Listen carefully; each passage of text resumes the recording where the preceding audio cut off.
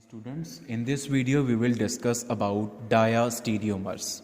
We are discussing about the stereochemistry chapter stereochemistry of organic compounds. तो ਉਹਦੇ ਵਿੱਚ next term ਜਿਹੜੀ ਆਪਾਂ discuss ਕਰਨੀ ਆ after discussing about enantiomers we are to discuss diastereomers.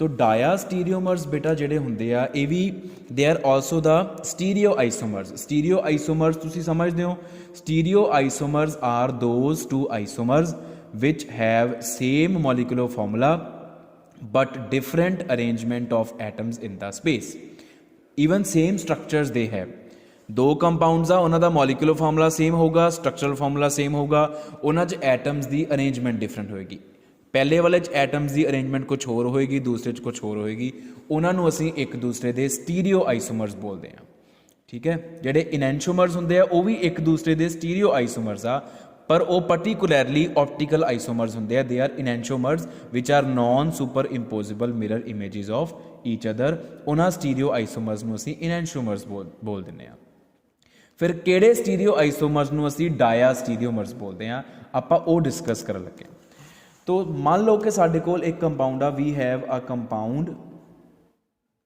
Containing two stereo centers एक compound आ जिहदे विच दो स्टीरियो सेंटर्स दो स्टीरियो सेंटर की हुंदे आ कायरल कार्बन नूं ही असीं स्टीरियो कार्बन बोल दिंदे आ या कायरल सेंटर नूं ही असीं स्टीरियो सेंटर बोल दिंदे आ स्टीरियोजैनिक सेंटर भी बोल दिंदे आ इहनूं आपां तो एक कंपाउंड आ जिहदे दो स्टीरियो सेंटर जिहदे दो कायरल सेंटर आ फॉर एग्जाम्पल लैके ही आप क्लीयर करते हैं वी हैव 2,3 डाईक्लोरोपेंटेन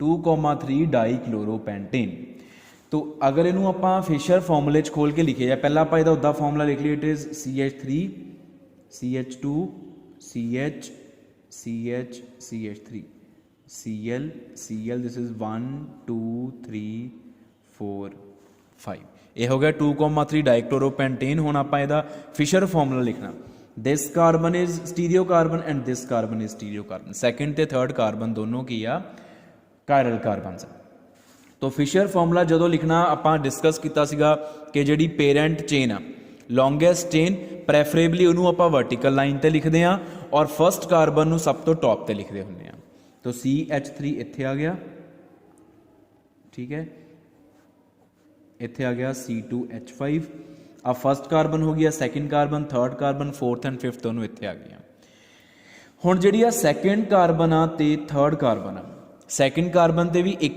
H लग्या एक Cl थर्ड ते भी एक H लग्या एक Cl हुण इहनूं लिखण दे साडे कोल की तरीके हो सकदे आ पहला तरीका यह है कि इधर H लैफ्ट ते H Cl राइट ते और अगली कार्बन ते भी सेम अरेंजमेंट होवे H इत्थे हो जाए Cl इत्थे हो जाए ठीक है जी ये हो गया फस्ट आइसोमर जे आप stereo we are drawing stereo isomers of 2,3 dichloropentane stereo isomers दे which molecular formula same structure same रखनी हुंदी एटम्स दी अरेंजमेंट डिफरेंट करनी हुंदी है ठीक है तो दूसरा तरीका की है CH3 C2H5 ਆਪਾਂ Cl ਨੂੰ ਇੱਧਰ ਕਰ ਦਈਏ H ਨੂੰ ਇੱਧਰ ਕਰ ਦਈਏ Cl ਨੂੰ ਇੱਧਰ ਕਰ ਦਈਏ H ਨੂੰ ਇੱਧਰ ਕਰ ਦਈਏ ਇਹ ਦੂਸਰਾ ਤਰੀਕਾ ਹੋ ਗਿਆ ਤੀਸਰਾ ਤਰੀਕਾ ਕੀ ਹੈ ਲਿਖਣ ਦਾ CH3 C2H5 Cl ਇੱਧਰ ਰੱਖ ਲਈਏ H ਇੱਧਰ ਰੱਖ ਲਈਏ H ਇੱਥੇ ਕਰ ਲਈਏ Cl ਇੱਥੇ ਕਰ ਲਈਏ ਤੇ ਚੌਥਾ ਤਰੀਕਾ ਕੀ ਹੈ ਲਿਖਣ ਦਾ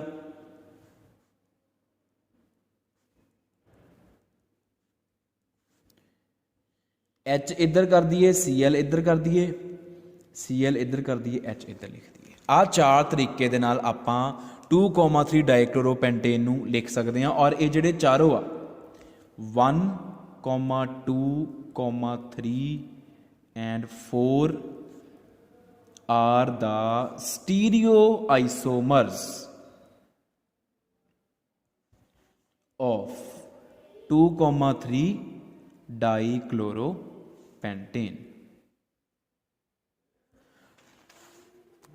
ये चार स्टीरियो आइसोमर्स क्योंकि इन्हां चारां दे विच एटम्स दी अरेंजमेंट डिफरेंट आ बस बाकी सारा कुछ सेम है ठीक है।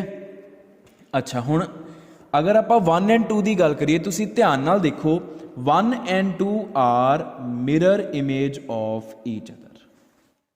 1 एंड 2 एक दूसरे की मिरर इमेज आ, और किहड़ी मिरर इमेज आ? Non superimposable. वो किद्दां चैक करना हुंदा? इनू चक के इहदे उपर रखो। अगर तुसीं इनू चक के इहदे उपर रखदे आ, मिथाइल दे उपर मिथाइल आ, जो इथाइल ते इथाइल, लेकिन एच दे उपर Cl आऊगा, Cl दे उपर एच आऊगा। एक तरीका होर हुंदा, इनू 180 ते घुमा दो।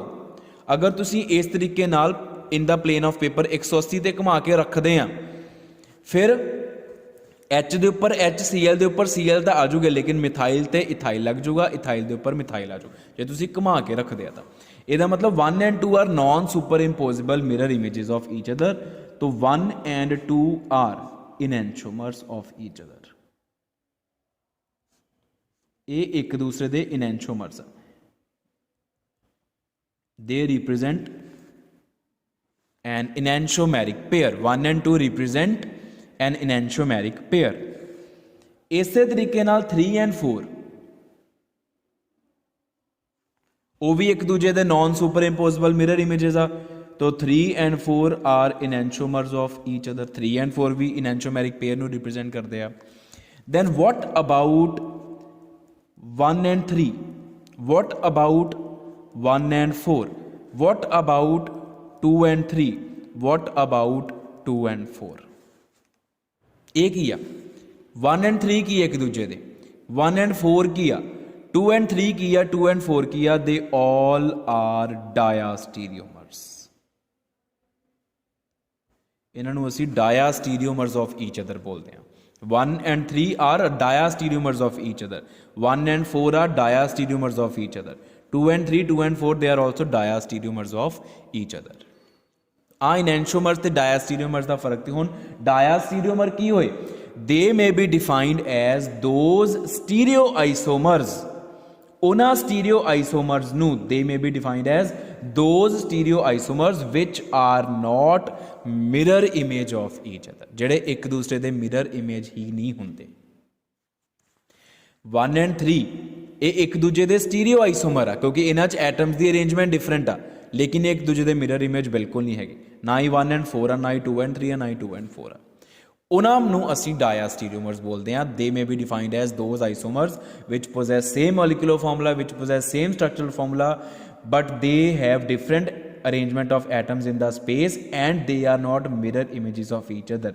ये लिखना जरूरी है, जेडे एक दूजे की मिरर इमेज ना हो, क्योंकि जेडे एक दूजे की मिरर इमेज होंगे आ ते नॉन सुपर इंपोजिबल होंगे आ, वो इनैंशोमर्स होंगे आ। आप डायास्टीरियोमर्स पढ़ रहे हैं। जेडे एक दूसरे के मिरर इमेज ही नहीं होंगे, वो डायास्टीरियोमर्स होंगे। तो एक एग्जाम्पल आ 2,3 डाइक्लोरोपेंटेन की, जिहदे विच साडे कोल डायास्टीरियोमैरिज्म एग्जिस्ट करता। डायास्टीरियोमैरिज्म जिहड़ा फिनोमिना वा वो उन्हां कंपाउंड्स 'च एग्जिस्ट करता जिन्हां दे कोल मिनीमम 2 स्टीरियोजैनिक सेंटर होंदे आ, घट्टो घट्ट 2, कंटेनिंग एटलीस्ट 2 कायरल सेंटर्स। दा एक एग्जाम्पल आप होर कर सकते हैं। एक एग्जाम्पल होगी, दूसरी एग्जाम्पल हुण इहदे तुसीं खुद ड्रॉ करके देखने आ। वो है साडे कोल 3 chloro 2 butanol. 3 chloro 2 butanol. But मतलब 4 carbon, CH3 CHOH CHCl CH3। ये आ भी कायरल आ ते आ भी कायरल आ, ये 2 कायरल सेंटर आ। तो ये भी तुसी इसे तरीके नाल 4 स्टीरियो आइसोमर्स ड्रॉ करके देखने आ, और फिर इनैंशोमैरिक पेयर चैक करना किहड़ा, ते डायास्टीरियोमैरिक पेयर जिहड़ा वो चैक करना। डायास्टीरियोमर्स इनैंशोमर्स तो डिफरेंट होंगे आ, क्योंकि enantiomers are non superimposable mirror images of each other, but diastereomers are not mirror images of each other. Enantiomers दियां तां कैमिकल प्रॉपर्टीज़ भी सेम होंदियां, डायास्टीरियोमर्स दियां कैमिकल प्रॉपर्टीज़ सिमिलर होंदियां, लेकिन एग्जैक्टली सेम नहीं होंदियां। रेट ऑफ रिएक्शनस दे विच फर्क होंदा। डायास्टीरियोमर्स दियां हाँ फिजिकल प्रॉपर्टीज़ सेम होंदियां, तो उन्होंने जिहड़ी स्पैसीफिक रोटेशन की वैल्यू आ वो डिफरेंट होंदी आ। इनैंशोमर्स की स्पैसीफिक रोटेशन की वैल्यू सेम होंदी आ, पर ऑपोजिट होंदी आ। अगर एक डैक्सट्रो आ 50 डिग्री ते रोटेट कर रहा क्लॉकवाइज, दूजा लीवो होएगा 50 डिग्री ते रोटेट करेगा एंटी क्लॉकवाइज। लेकिन डायास्टीरियोमर्स की जिहड़ी स्पैसीफिक रोटेशन की वैल्यू आ वो डिफरेंट होंदी है बिल्कुल ही।